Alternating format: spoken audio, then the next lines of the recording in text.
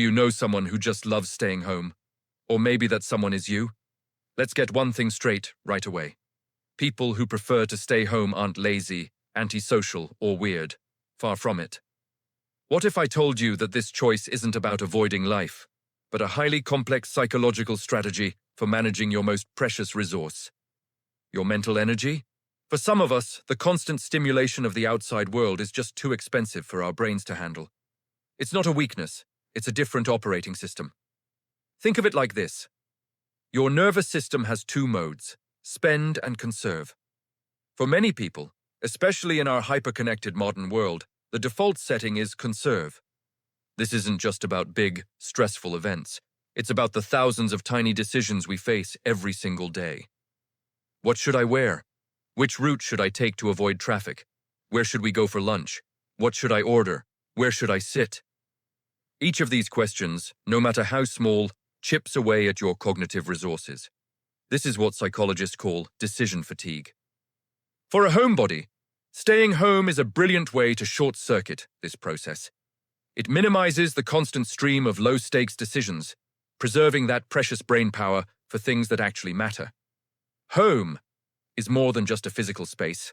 It's a psychological safe haven. Our brains are wired to seek predictability because predictability means safety. When you're at home, you know where everything is. You know what to expect. The environment is regulated, which helps keep your cortisol levels, the stress hormone, nice and low. You're not on high alert, constantly scanning for social cues or navigating unfamiliar surroundings. This sense of control creates a stable, low-stress backdrop that allows your nervous system to finally power down and relax. It's the brain's equivalent of taking a long, deep breath after holding it all day. Now let's talk about a concept that might explain this even further. Deep processing.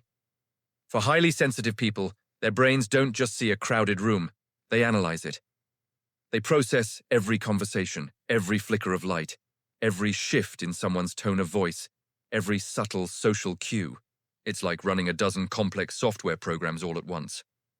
While this ability to perceive nuances is a superpower in many ways, it also leads to incredibly rapid mental energy depletion. This constant, intense analysis causes what you could call deep processing burnout. It's not that they don't want to be out, it's that their brains are working overtime, and eventually the system needs to shut down and reboot. Retreating home isn't antisocial, it's a necessary system recovery. But here's where the story gets really interesting, because staying home isn't just about conserving energy.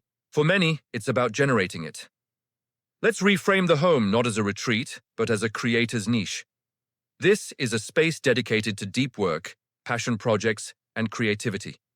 Think about it. Writing a book, composing music, coding a complex program, or even mastering a new recipe.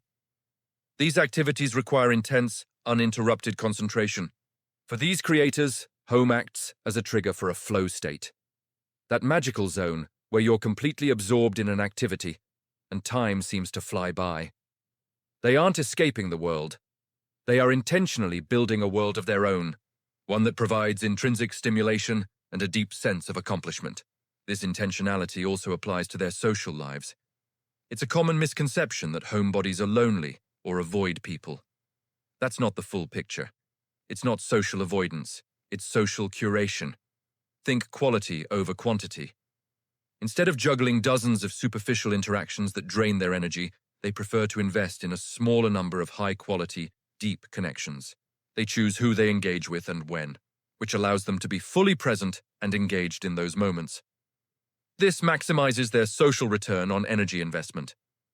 A 2-hour deep conversation with a close friend at home can be far more fulfilling and energizing than a loud 3-hour party with 50 acquaintances.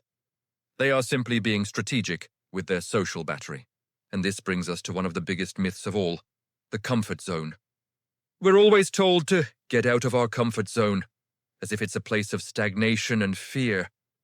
But what if we've been looking at it all wrong? What if, for a homebody, the comfort zone isn't a trap, but a launch pad? It's a vital recharge station, a personal headquarters where they can rest, recalibrate, and build up their internal resources.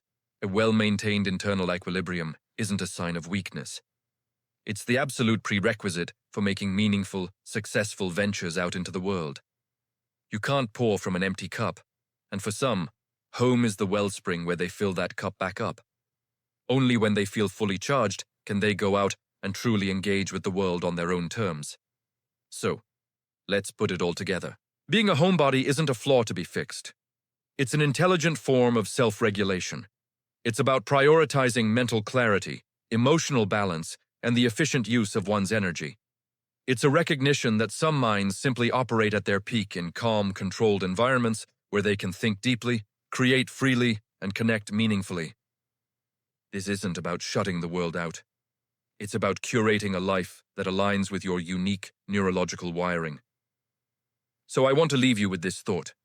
Whether you're an introvert, a highly sensitive person, or just someone who needs a little more quiet time to function, I encourage you to understand and respect your own settings. There's no one-size-fits-all manual for how to live a happy and fulfilling life. Your brain has its own preferred operating conditions.